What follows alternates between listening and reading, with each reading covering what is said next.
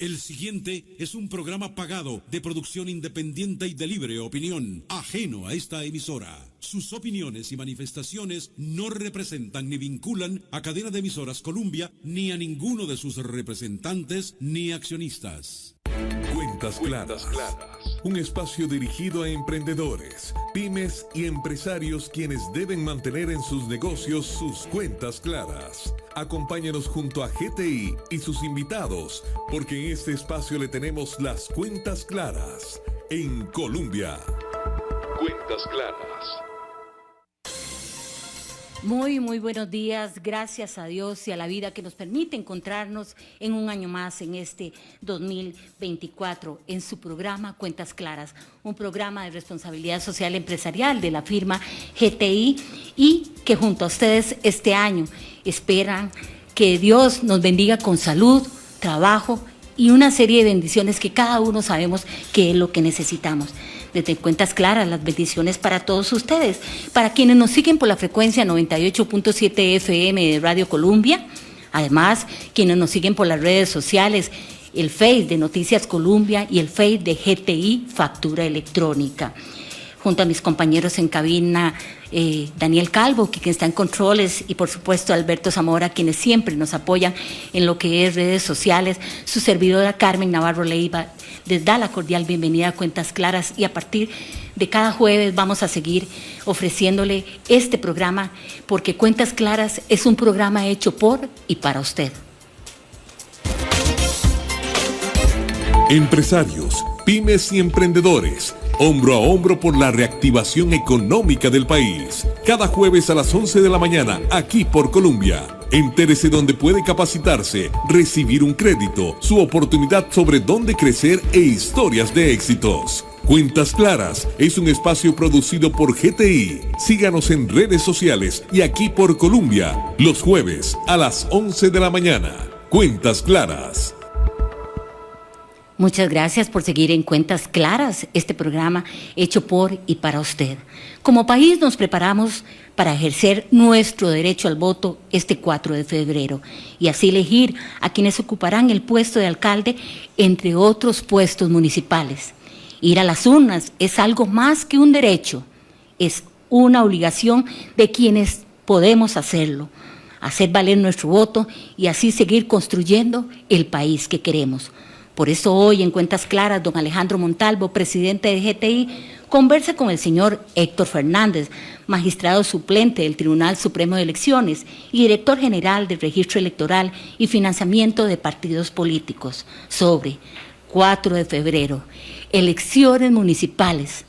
Vote por su pedacito de Costa Rica. A nuestros invitados puede localizarlos por las siguientes vías. Llame al número 905-224-4933. 905-224-4933. O escríbanos al WhatsApp 8950-3418. Y los expertos le responden sus dudas en vivo, en Cuentas Claras. Ingrese también a nuestras redes sociales. Claro, los invitamos a que haga sus consultas, pero antes de darle la palabra a don Héctor y a don Alejandro para que conversen de tan interesante e importante proceso electoral de parte de Cuentas Claras y su servidora, damos el agradecimiento sincero a todo el Departamento de Prensa del Tribunal Supremo de Elecciones y en esta ocasión a través de Helen Gutiérrez de la Oficina de Comunicación. Ellos siempre tienen una gran colaboración para este programa y un gran aporte para Cuentas Claras. Pues ya, don Héctor y don Alejandro, bendiciones para ustedes y mucho éxito y bendiciones para este país en este proceso electoral que nos presenta un nuevo reto. Abrazos a la distancia y muy buenos días. Buenos días, muy buenos días, don Héctor. Muchísimas gracias por atendernos a esta invitación. Este es un programa dedicado al pequeño y mediano empresario y vamos a hablar cuál es la responsabilidad de ese pequeño empresario mediano ante esta situación que se presenta, esta oportunidad que tenemos de elegir a los alcaldes y cuerpo que lo acompaña en cada uno de los cantones de este país. Don Héctor, muchas gracias por atendernos, le agradezco mucho. No, muy buenos días, primero que todo, don Alejandro, y a todas las personas igual que nos hacen el favor de escucharnos. Y más bien los agradecidos somos nosotros por estos espacios, porque estamos a a muy poquitas semanas de estar eligiendo a todas las autoridades que van a asumir los gobiernos locales a partir del próximo 1 de mayo.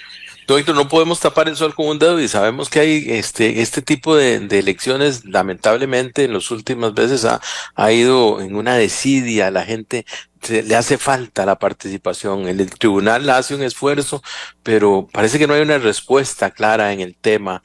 ¿A qué se debe? ¿Por qué no somos conscientes de la importancia que tienen las alcaldías, las municipalidades dentro de todo el conglomerado institucional que tiene el país? Don Alejandro, tengamos en cuenta que esta es apenas la tercera ocasión que vamos a celebrar una elección a medio periodo y con todas las autoridades o los cargos del gobierno local en disputa. La primera fue en el 2016. Si bien a partir del 2002 fue la primera vez que se eligieron autoridades a nivel local de manera separada de las autoridades nacionales, hemos venido creciendo elección tras elección, nunca se ha disminuido en cuanto al porcentaje de participación. Por supuesto que no ha sido el crecimiento que todos hubiéramos deseado. La última elección, que fue en el año 2020, llegamos a un 34%, 35% más o menos de participación, ¿verdad? Es decir, menos de 4 de cada 10 personas fueron los que concurrieron a votar. Esperemos que conforme se da mayor conocimiento, conforme tiene mayor preponderancia, y la gente se sensibiliza y se concientiza más de todas las facultades, de todas las responsabilidades que están a cargo de los gobiernos locales, se acerquen, porque es algo claro, ¿verdad? Aunque solo fueron menos de 4 de cada 10 a votar, los que salieron electos en el 2020, las decisiones que han tomado dentro de sus cargos en el gobierno local han afectado al 100% de los habitantes del cantón, ¿verdad? Y sabemos que son responsabilidades, potestades, facultades muy importantes que tienen todos los gobiernos locales. Entonces, nosotros nuestro mensaje es, número uno, son las personas que toman las decisiones en el entorno más próximo al lugar donde yo resido, ¿verdad? Al lugar donde, por lo general, me estoy desarrollando, que es mi pedacito de Costa Rica, ¿verdad? Es ese lugar donde yo vivo. A todos es a vivir en un lugar con buen bienestar, ¿verdad? Entonces, por eso es importante informarnos de quiénes están postulando, pero sobre todo ir a votar. ¿Y qué están haciendo en el caso de los que ya, en el momento que ya son electos? Porque ahí viene también otra observación que yo creo que muchos de nuestros oyentes se la han de estar haciendo, los pequeños, medianos empresarios o la gente que nos va escuchando en el carro. Es el hecho de que las cosas malas se saben inmediatamente. Es decir, un alcalde hace algo malo y todo el mundo se da cuenta en menos de 24 horas, ¿verdad? Pero las cosas buenas no se saben. Yo estoy también consciente y estoy seguro de que hay muchas alcaldías que en una forma muy responsable administran sus bienes, administran sus cosas y tratan de hacer una planificación adecuada para cada uno de los cantones. Debe el tribunal instruir, mejorar y tratar de motivar a que las personas que sean electas tengan una mejor comunicación, que sepa el pueblo y el cantón específicamente qué es lo que están haciendo. Mire, qué interesante esa pregunta, Alejandro, porque en realidad, vamos a ver, son dos cosas. Primero, hay un cambio para esta elección, no una novedad, por decirlo así, a nivel legal, y es que las personas que anteriormente, una persona, por ejemplo, en cualquier cargo, pongamos el caso de las alcaldías, podía reelegirse indefinidamente. Sí. Digamos casos de que el electo en 2002 todavía también fue electo en 2020 y se eligió en todas ininterrumpidamente. Para esta ocasión no. Si ya una persona fue electa de alcalde en el 2020, fue electa otra vez o reelecta fue electa por primera vez en el 2016, fue reelecta en el 2020, ya no puede postularse para esta ocasión, ¿verdad? Entonces, tenemos más de 40 cantones donde las personas que actualmente estaban fungiendo como alcaldes o alcaldesas no podían postularse de nuevo. Entonces, eso abre un espacio. Pero nosotros como tribunal, y ya retomando su pregunta, lo que podemos es incentivar o tratar, y eso lo hacemos, tenemos un programa que se llama Votante Informado, para que le digamos a la gente quiénes están postulando, que los conozcan, cuáles son sus propuestas. Los mismos partidos los estamos incentivando, tenemos una aplicación que le llamamos Votante Informado, que esperemos que a partir del próximo 16 ya tengamos, si no todos, a la gran mayoría de los partidos, con la información de no solo las fotografías y las hojas de vida, sino en el caso de las alcaldías, cuáles son sus planos de gobierno. Pero ya exigir cuentas una vez electos ya no es potestad, ya no es competencia del Tribunal Supremo de Elecciones. Hay otras instancias, pero quien mejor puede exigir cuentas es el propio elector, es el propio ciudadano, son las personas que están viviendo y que tendrán que diferentes acciones. Ahí interviene más la Contraloría General de la República, el IFAM, que en cuanto a de verdad estar al tanto de que hagan. Por supuesto que hay algunas acciones que sí le competen al tribunal, por ejemplo, pero que si algún candidato ya una vez electo, una persona electa, dejara de residir en el cantón, eso es una causal de anular su credencial. Es, para ponerle un ejemplo, un caso donde el tribunal sí podría intervenir. Pero en lo que es gestión propiamente, ¿verdad? En que la persona no esté administrando bien o no está tomando las decisiones de acuerdo a la ley, ahí ya escapa nuestra competencia, sino que son otras instancias, incluso el Poder Judicial, el que eventualmente podría exigir el adecuado cumplimiento. La Procuraduría de la Ética Pública tiene mucha intervención en los gobiernos locales en este tipo de rendición de cuentas ya una vez como funcionarios electos. Mire que antes de tener esta entrevista con usted, yo me aboqué a preguntarle a algunas personas qué hacen los alcaldes, y ellos me decían, no, miren, ellos vigilan que las calles estén bien, las calles del cantón, que se recoja la basura adecuadamente, que los parques estén bonitos, pero de todas las personas que le pregunté, muy pocas, por decir casi ninguna, me habló del motivar la economía del cantón como tal. ¿Deben los alcaldes tratar de motivar que se hagan más empresas, de motivar una economía eficiente dentro de su cantón? Mire, incluso la Contraloría lleva una suerte de ranking, ¿verdad? Ajá, sí es cierto. La gestión municipal, ¿verdad? Y hay municipalidades que están muy bien. Por supuesto que es una responsabilidad del alcalde y de todos los funcionarios, incluso los regidores, ¿verdad? Tratar de incentivar el bienestar del cantón, porque incentivando el bienestar del cantón trae beneficios a todos los ciudadanos, no solamente a los empresarios, ¿verdad?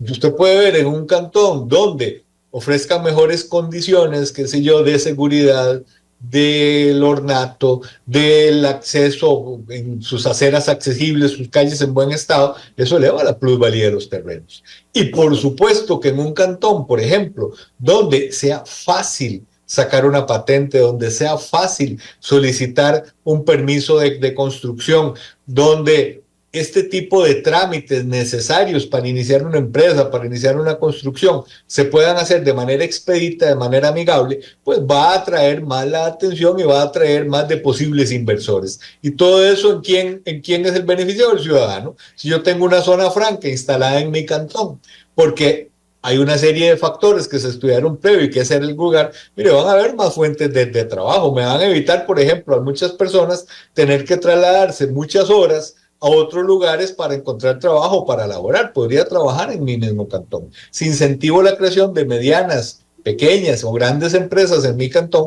estoy creando oportunidades no solo de trabajo, sino de desarrollo para el mismo cantón. Elevo la cantidad de impuestos municipales. Elevando cantidad de impuestos municipales, pues puedo, por ejemplo, dedicarlas a obra pública, que son resorte de la municipalidad. ¿Cuál es una obra pública resorte de la municipalidad? Un parque. Tener un parque en buen estado donde las personas puedan salir con sus hijos o con sus mascotas a estar seguros. Tener las policías municipales. No todos los cantones tienen policía municipal, ¿verdad? ¿Eso de qué depende? De los ingresos que pueda tener el cantón. Entonces, por supuesto que el alcalde, como el funcionario encargado del ejecutivo, en el caso de los gobiernos locales, ¿verdad? Tienen uno de los principales retos es eso, traer bienestar a su cantón, y este tipo de decisiones, la promoción de la instalación de empresas, por supuesto que va a traer bienestar a su cantón. Vamos a ir a un corte comercial y vamos a regresar a hablar con don Héctor, el magistrado Héctor Fernández, sobre cuántos electores hay y un cambio importante que se va a hacer, un cambio tecnológico importante, una prueba importante que que se está planteando, que el tribunal plantea, el cual yo adelanto que lo felicito, que es el hecho del voto electrónico. Vamos a hablar de ese tema y vamos a hablar también cómo los partidos políticos tienen que reportar sus gastos al Tribunal Supremo de Elecciones. Ya regresamos con ustedes, vamos a un corte comercial y regresamos con don Héctor Fernández, magistrado del Tribunal Supremo de Elecciones. Cuentas Claras. Cuentas Claras. Aquí en Colombia. Ya volvemos. Empresarios, pymes y emprendedores, hombro a hombro por la reactivación económica del país. Cada jueves a las 11 de la mañana, aquí por Colombia. Entérese dónde puede capacitarse, recibir un crédito, su oportunidad sobre dónde crecer e historias de éxitos. Cuentas Claras es un espacio producido por GTI. Síganos en redes sociales y aquí por Colombia, los jueves a las 11 de la mañana. Cuentas Claras. Continuamos con Cuentas Claras en Colombia. Cuentas Claras. Muchas gracias por estar con nosotros nuevamente. Estamos con don Héctor Fernández, magistrado del Tribunal Supremo de Elecciones, con quien estamos hablando de las próximas elecciones municipales que vamos a tener en el próximo mes de febrero. 3.570.000 contribuyentes, iba a decir, discúlpeme, electores que tiene el país. 11 millones de papeletas tuvieron que hacerse impresión. De esos 11 millones, no quiero ni pensar cuántos árboles tuvimos que cortar o tuvieron que cortar para poder satisfacer esa necesidad como tal. Pero el tribunal esta vez nos viene con toda una novedad, y es que va a hacer prueba en un número de cantones sobre el voto electrónico. ¿Es así, don Héctor? ¿Por qué hicieron esto? Sí, muchísimas gracias por la oportunidad de explicar esto, Alejandro, porque ha habido alguna resistencia. Sí, claro, me he dado cuenta. Sobre esta materia. Bueno, usted menciona un dato interesante, ¿verdad? Son 11 millones, alrededor de 11 millones de papeletas, porque recordemos que son 3 elecciones y en algunos distritos 4, ¿verdad? Es regidurías, alcaldías, consejerías de distritos y sindicaturas, y en 7 distritos intendencias. Entonces ahí que son 3.570.000 papeletas para cada una de estas elecciones. ¿Cuál es una de las cosas que a nosotros, por ejemplo, nos duele? En el 2020, por ejemplo, imagínense que de esos 3.570.000, si solo va a votar el 50%, por ejemplo, ojalá, pues el 50% son papeletas que ni siquiera las vamos a aprovechar, que ni siquiera las utilizamos, ¿verdad? Pero eso no es el principal motivo para explorar un sistema de votación de manera que utilicemos dispositivos electrónicos, no. El principal motivo que tenemos para utilizar, y que hemos venido desde hace más de una década analizando y viendo opciones, es porque prácticamente desde los años 90 tenemos un problema. Cada vez cuesta más que las personas se apunten a trabajar como miembros de mesa, ¿verdad? Que esto es una responsabilidad que nuestro sistema es de los partidos políticos. Las mesas se forman a partir de representantes de partidos, ¿verdad? Pero bueno, para decirle una cosa, en el 2010 fue la última vez en que en todas las mesas había por lo menos un representante de un partido político. Eso ya no volvió a pasar.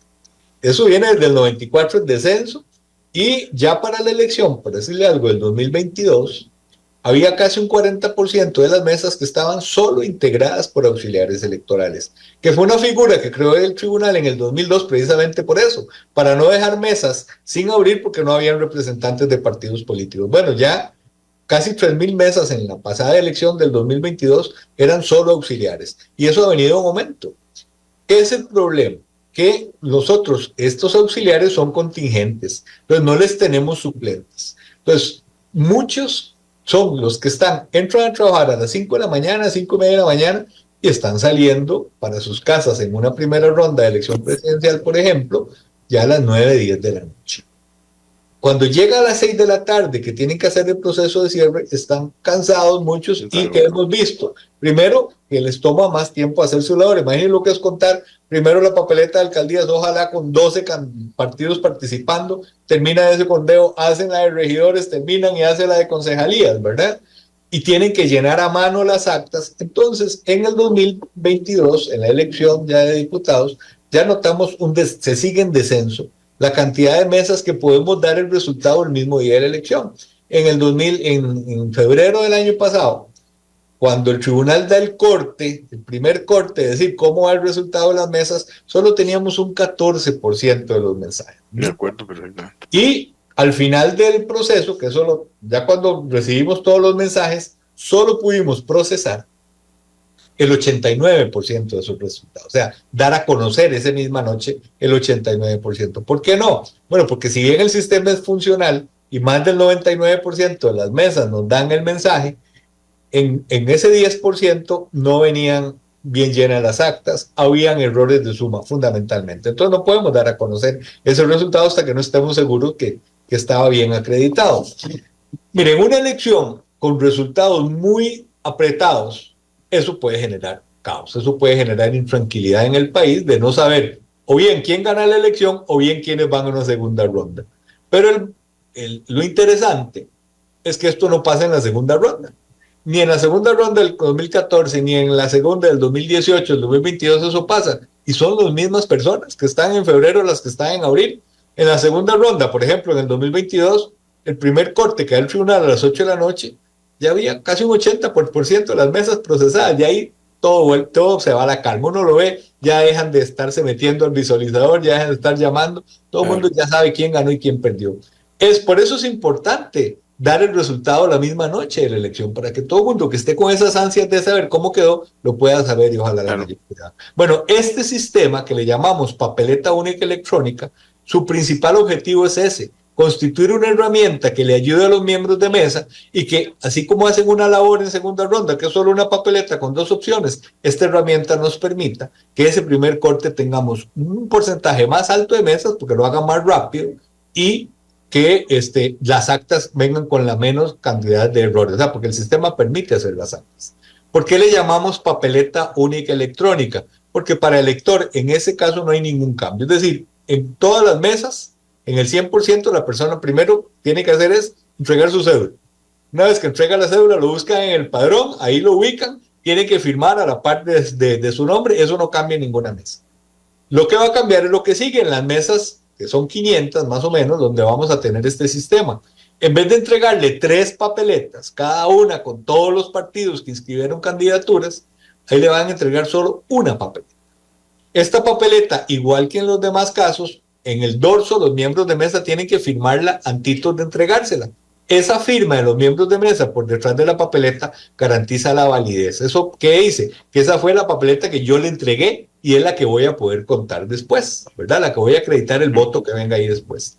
Solo que en esta papeleta, en la parte del frente va a ir en blanco. No va a llegar la lista de partidos. ¿Por qué va a ir en blanco y por qué la llamamos única? Porque el sistema lo que permite es imprimir el voto en la propia junta receptora de voto. Con esa papeleta única en blanco, va a tener inserto un chip electrónico de radiofrecuencia. Cuando el elector introduce la papeleta en la máquina de votación, en el dispositivo, automáticamente lo que le va a presentar es la primera papeleta, que es la de alcaldías. O sea, lo que es la imagen, lo que es la papeleta en papel, ahí lo va a tener en una pantalla táctil. ¿Cómo vota él? Bueno, ya no vota haciendo una marca con un crayón en la papeleta, sino tan solo tocando en la pantalla, en la casilla o sobre la casilla del partido de su preferencia. Apenas haga eso, le va a presentar la segunda papeleta. ¿Cuántos cantones van a participar de eso? ¿Cuántas mesas? 25 cantones. 25 cantones, excelente. Entonces, ya el elector, una vez que vota por las 3, ¿cuál es la ventaja aquí? Él va a poder no solo estar seguro, podría rectificar algún voto ahí. Usted elimina el voto nulo involuntario, pero cuando está seguro le da a imprimir y va en una sola papeleta. ¿Cuál fue el partido que escogió en cada caso? Lo que sigue la deposita en la urna. Don Héctor, me interesa muchísimo el tema, es más, podríamos hasta hacer un programa solo para hablar de este tema, porque realmente por la naturaleza de la empresa que represento, GTI, pues esto nos interesa muchísimo, claro. porque automatizar el proceso, tanto así que quiero mencionarle a usted antes de terminar el programa, ya casi estamos terminando, es el hecho de que ustedes tomaron una decisión importante, un colegiado como el Tribunal Supremo de Elecciones, exactamente en agosto del 2023, sobre la obligatoriedad que tienen los proveedores de los partidos políticos en entregarles factura electrónica, algo que no pasaba anteriormente y que yo critiqué directamente, incluso escribí por ahí en algunos periódicos sobre el tema de la falta de coordinación que hay con el Ministerio de Hacienda, pero esto lo enmiendan ustedes ahora en agosto. ¿Y cómo funciona esto? Si yo soy proveedor de un partido político, tengo que entregar una factura electrónica de ahora en adelante. Claro, es una responsabilidad del partido, porque quiere decir, recuerde que nosotros hacemos el gasto con reembolso. Los partidos, después de la elección, que tengan derecho y nos presentan su liquidación de gastos, y si en esos gastos vienen facturas que no están con este requisito, pues no le vamos a reembolsar esos gastos. Por eso el partido es el principal responsable. Recordemos que hay un contador público que tiene que estar registrado en la Contraloría, que es el que tiene que certificarlo, pero si el partido no cumple con ese requisito, simple y sencillamente, aunque tenga derecho a que se le reembolse esos gastos, no se los vamos a reembolsar. Por eso es importante que no solo los proveedores que se aseguren, porque muchos de esos proveedores también dependen, pueden haber hecho, el partido puede en algunos casos, por ejemplo, medios de comunicación, les van a poder pagar con bonos del partido. No en este caso, pero sí en una elección nacional, ¿verdad? Bueno, para que puedan recuperar de acuerdo a ese bono, pues tienen que también asegurarse que tienen todos los comprobantes en regla. Pero eso es algo que es importante también para transparencia, para trazabilidad. Claro. Don Héctor, tengo la obligación, si yo soy un empresario, un pequeño empresario, tengo una soda, tengo un restaurante, tengo la obligación de darle permiso a mis empleados para que vayan a votar en las elecciones del próximo mes. Sí, claro, hasta 1 hora dice la ley. Ok, y hasta 1 hora, eso queda muy importante. Hacer una falta laboral si no lo hace. Ok, excelente, excelente. La verdad es que muchísimas gracias por su tiempo, le agradezco muchísimo. Nos quedaron algunos temas por ahí en la gaveta, pero la motivación queda. El 4 de febrero tenemos que ir a elegir nuestros administradores de este pedacito de país en el cual cada uno vivimos, en el cantón. Tenemos que elegir en las papeletas. Ojalá que los que nos estén oyendo estén motivados, que a su cantón lleguen rápidamente una elección electrónica, una elección que sea mucho más fácil como la que don Héctor nos acaba de explicar.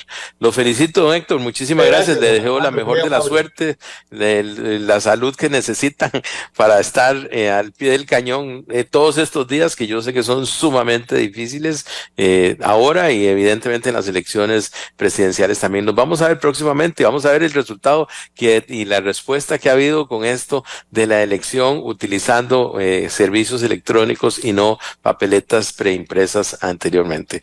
Muchísimas gracias, don Héctor. La mejor de las suertes, una bendición para usted y todos los miembros del tribunal y todas las personas que laboran y que hacen el esfuerzo porque las elecciones sean libres, limpias, transparentes, como han sido hasta el momento en Costa Rica. Dios le bendiga a usted y muchísimas gracias a nuestros oyentes. Muchas gracias, don Héctor. Le agradezco mucho. Y nos vemos de hoy en 8 en Cuentas Claras, su programa de responsabilidad social de GTI. Finalizamos Cuentas Claras por hoy. Le esperamos el próximo jueves a las 11 de la mañana junto a GTI y sus invitados aquí en Colombia, donde le brindaremos temas y orientación para que siempre lleve sus cuentas claras. Cuentas claras.